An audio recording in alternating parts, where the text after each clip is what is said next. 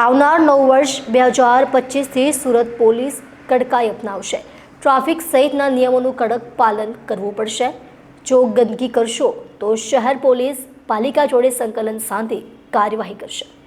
સુરતમાં ટ્રાફિકના નિયમોનું સરેઆમ ઉલ્લંઘન થઈ રહ્યું હોવાનું છાશવારે સામે આવતું હોય છે, ત્યારે વર્ષ 2025થી સુરત પોલીસ કડકાઈ અપનાવશે। ટ્રાફિક સહિતના નિયમોનું કડક પાલન કરવું પડશે।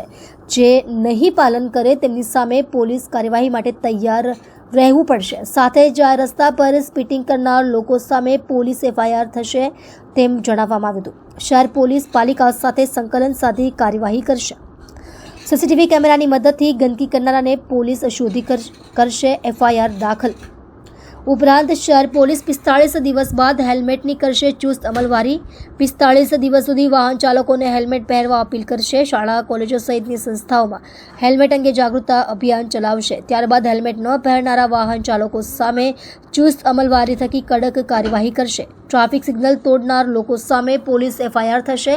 લાલ સિગ્નલ થયા બાદ પણ સિગ્નલ તોડી વાહન હંકારતા ચાલકો સામે ગુનો દાખલ થશે।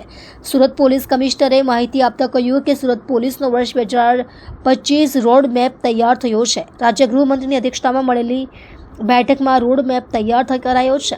ટ્રાફિકની વ્યવસ્થાને વધુ સુદૃઢ બનાવવા અંગેની દિશામાં પણ પ્રયાસ કરાશે।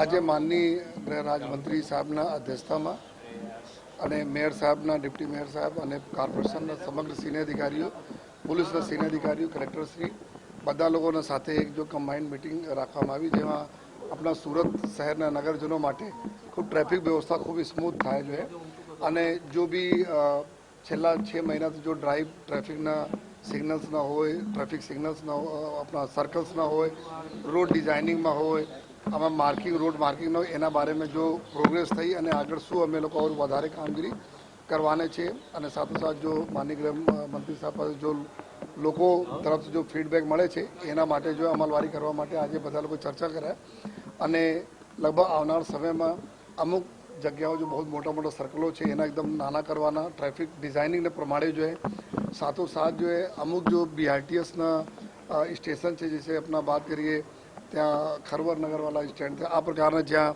વધારે જો લોકોનો ટ્રાફિક માટે જો નડે છે વધારે વિશાળ હોવાના કારણે એના કઈ પ્રકાર જો એની સ્ટ્રીમિંગ કરીએ કે ટ્રાફિક વ્યવસ્થા સારી થાય। જો આપના બહુ સારા એરિયા આઉટગ્રોથ એરિયા જો અત્યારે શહેરમાં જો ભેળવામાં આવેલા છે કોર્પોરેશનમાં અને ટૂંક સમયમાં પોલીસમાં બી આવવાના છે એરિયા, તો આ વિસ્તારમાં જો ટ્રાફિક સિગ્નલના CCTV કેમેરા લગાવવાની વ્યવસ્થા માટે એના માટે બી ચર્ચાઓ કરવામાં આવી જોઈએ અને આવનાર સમયમાં આપણે પ્રજાજનોના જો આ હેલ્મેટના ઉપયોગ કરવા માટે પહેલે અમે લોકો અવેરનેસ લગભગ કરીબ 45 દિવસ જેટલા અમે લોકો પહેલાં અલગ અલગ સ્કૂલ કોલેજીસમાં આપણા ઇન્ડસ્ટ્રીઝમાં અલગ અલગ સંસ્થાઓમાં જો જઈને જો લોકોને સમજ પાડી જોઈએ। એના પછી 45 ડેઝ પછી અમે લોકો ટાઈમલાઈન નક્કી અત્યારે કરવા જઈ રહ્યા છીએ। એના પછી હેલ્મેટના જો અમલવારી કરવા માટે, કારણ કે અમે લોકો સાલભર અત્યારે સાલના 1 દિવસ બાકી છે એન્ડ થવામાં, ત્યારે ટ્રાફિક એનાલિસિસ કર્યા। આ સિગ્નલ વ્યવસ્થાથી ઘણા બધા જો ફેટલ એક્સિડન્ટો ઓછા થયા, લોકોના સલામતી બી જળવાઈ, સાથોસાથ જ્યાં બી એક્સિડન્ટ થયા